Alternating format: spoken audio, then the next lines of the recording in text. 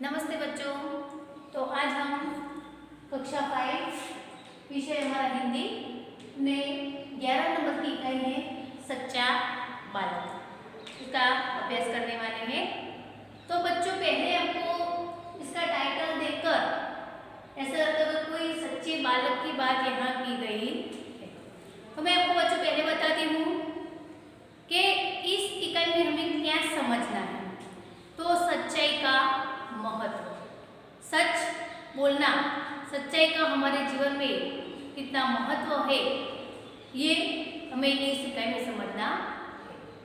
तो बच्चों कोई भी परिस्थिति आए, कोई भी मुश्किलें आए तो हमें हमारे आदर्शों को नहीं छोड़ना है। झूठ नहीं बोलना, किसी के साथ खराब व्यवहार नहीं करना। तो ऐसे आदर्शों को हमें अपनाना है, ऐसे आदर्शों को याद रखना है। मतलब कि कोई भी परिस्थिति आए, कोई भी मुश्किलें आए तो जो मनुष्य अपने आदर्शों को नहीं छोड़ता है वो मनुष्य महान बनता है। तो ऐसे ही कुछ हमें इस पाठ में भी समझना है कि एक 9 वर्ष का बालक अपनी माँ की जो सीख है वो अपनाता है कि सदैव सच बोलना, झूठ बोलना पाप है, और वो बालक महान संत बन जाता है जिसका नाम है अब्दुल कादिर, जो उनकी समाधि बगदाद में है। वो हम इस पाठ में समझेंगे। पर उसके पहले मैं आपको एक सच्चाई के महत्व, ऐसे ही कुछ सच्चाई का महत्व बताते हुए एक स्टोरी आपको बताती हूँ। स्टोरी है गांधी जी की। तो आपको पता है कि गांधी जी तो सत्यवादी थे और अहिंसा, धर्म, ये सब आदर्शों को भी वो अच्छी तरह से अपनाते थे। इसीलिए तो वो भी हमारे राष्ट्रपिता ऐसे महान व्यक्ति बन गए। तो एक उनके जीवन का एक मैं आपको प्रसंग बताती हूँ। गांधी जी इतने सत्यवादी थे कि उन्होंने सत्य के प्रयोग नामक आत्मकथा भी लिखी है। और जो मैं आपको प्रसंग बताती हूँ वो प्रसंग भी उस सत्य के प्रयोग नामक आत्मकथा में से है। तो कितने हद तक वो सत्य बोलते हैं, झूठ बोलना पाप है, वो समझाते। तो ऐसा कुछ प्रसंग मैं आपको बताती हूँ कि गांधी जी आपके जैसे छोटे थे तब उनके एग्जाम में आते हैं। इस पे हम बोलते हैं ना कि परीक्षा के अंदर जो इंस्पेक्टर वाले साहिब आते हैं, अधिकारी आते हैं, तो उनकी परीक्षा में वो जो पेपर लिख रहे थे तो उनमें से एक स्पेलिंग वो रॉन्ग लिख रहे थे, गलत लिख रहे थे। सीप का SHIP, जो सीप हम हिंदी में उसको भेड़िया बोलते हैं, जिसको गुजराती हम गेटू बोलते हैं। तो उसका स्पेलिंग गलत लिख रहे थे।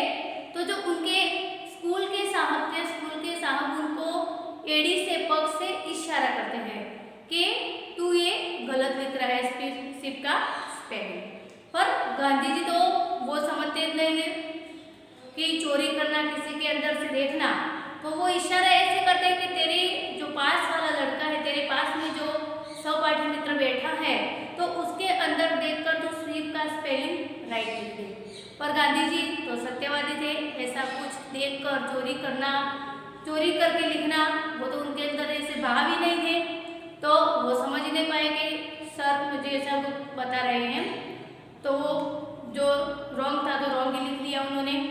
अब अधिकारी देखते हैं तो जो साहब को तो डर लगता है कि जो ये गलत लिखेगा तो मुझे डांट पड़ेगी, और वो तो गांधी जी तो समझते ही नहीं, गलत लिख दिया।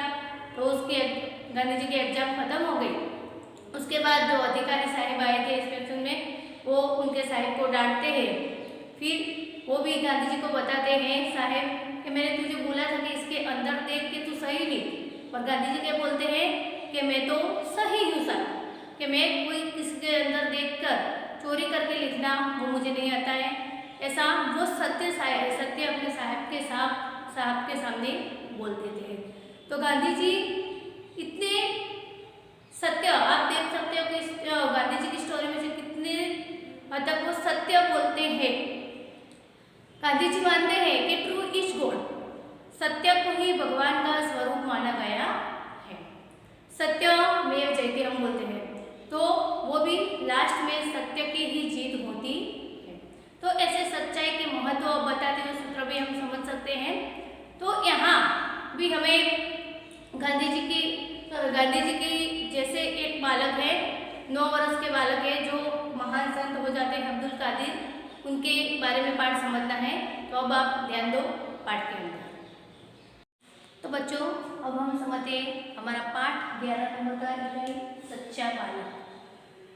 तो सच्चा बालक में मैंने जैसे आपको पहले बताया स्टोरी में कि जो महान संत बन गए अब्दुल कादिर, उनकी बात हमें इस पाठ में समझनी है।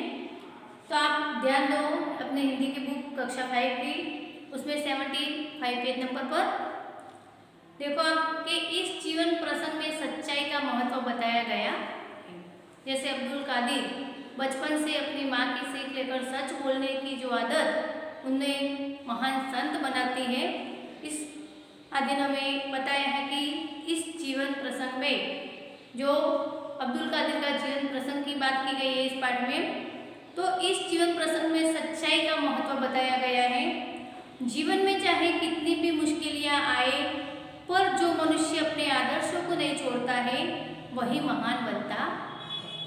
अब देखो पाठ के अंदर इकाई में एक समय की बात है, अब्दुल कादिर का जीवन प्रसंग है। अब्दुल कादिर 9 वर्ष के बालक थे, उस प्रसंग की यहाँ बात की गई है। एक समय की बात है, एक लंबा काफिला बगदाद की ओर जा रहा था। तो पहले आप देखो हमें साथ में शब्दार्थ और मुहावरे भी समझते हैं। तो काफिला यात्रियों का समूह, काफिला का अर्थ है यात्रियों का समूह, बहुत सारे यात्री साथ में बगदाद इराक देश की जो राजधानी है वहाँ बगदाद की यात्रा करने के लिए काफिला मतलब कि यात्रियों का समूह वो साथ में बगदाद की ओर जा रहा था। रास्ते में उस पर डाकू टूट पड़े। अब रास्ते में बहुत सारे यात्री बगदाद की ओर जा रहे थे, तब रास्ते में उन पर क्या होता है, डाकू आते हैं रास्ते में और डाकू उन पर टूट पड़ते हैं। तो टूट पड़ना मुहावरे का अर्थ है हमला कर देना। जो डाकू रास्ते में जो यात्रियों का समूह जा रहा था उन पर क्या करते हैं, हमला करते हैं। टूट पड़े और लूटमार करने लगे। तो लूटमार करना के जो उनके पास जो सामान था वो सामान उनके पास से लूट रहे थे। उस काफिले में एक 9 वर्ष का बालक था। 9 वर्ष का बालक था, जिस बालक की हम बात करने वाले जो सच्चा बालक उसकी बात आती है। तो उस काफिले में एक 9 वर्ष का बालक था, वह एक और चुपचाप खड़ा रहकर इस लूटमार को देख रहा था। जो 9 वर्ष का बालक था वो क्या करता है कि एक और खड़ा रहकर चुपचाप खड़ा रहकर जो डाकू लूटमार कर रहे थे वो देख रहा था। अब देखो आगे, एक डाकू की नजर उस लड़के पर पड़ी। एक डाकू जो 9 वर्ष का बालक था, एक और खड़ा रहा, चुपचाप खड़ा था, उस पर एक डाकू की नजर पड़ती है। लड़के के पास आकर वह डाकू कड़क कर बोला। कड़क कर बोलना वो भी मुहावरे का अर्थ है कठोरता से बोलना। कड़काई से मतलब कि बोलता है। तेरे पास भी कुछ है? बालक को प्रश्न करता है कि तेरे पास भी कोई सामान है? यहाँ देखो आप, तेरे पास भी कुछ है ऐसा लिखा है, उसके बाद है प्रश्नवाचक चिन्ह। यहाँ कुछ हमारे विराम चिन्ह भी आते हैं पाठ के अंदर। तो विराम चिन्हों को क्या बोलते हैं वो मैं आपके साथ में समझाऊंगी।